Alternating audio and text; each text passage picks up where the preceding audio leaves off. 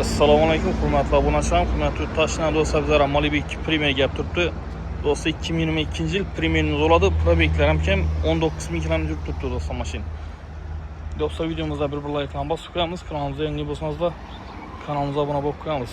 2022 eng full mashina do'stlar 100% rodnoy, liboy rapport tekshirtirib olaverasizlar. Mashinada 4 yumshoq bo'lgan paket qo'yilgan mashina. Mashina shunaqa do'stlar.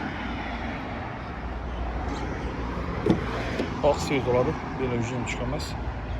Buna do'stlar mashina saloni mont yo'lib turibdi.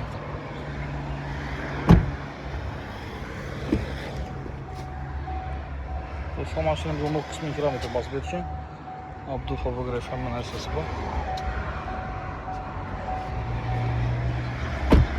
Do'stlar, mashinamizning bahosini yildan bo'lsa 350 million so'm. Üstüne gelseniz de 1,5 so'm geliştirib beramiz. Avtokredam chiqadi. Mashina qiziqadiganlar uchun telefon nomerini pastga yozib qoldiramiz. Telefonlarni chiqarib olib kelarsiz do'stlar. Sog' bo'lasizlar. Assalomu alaykum.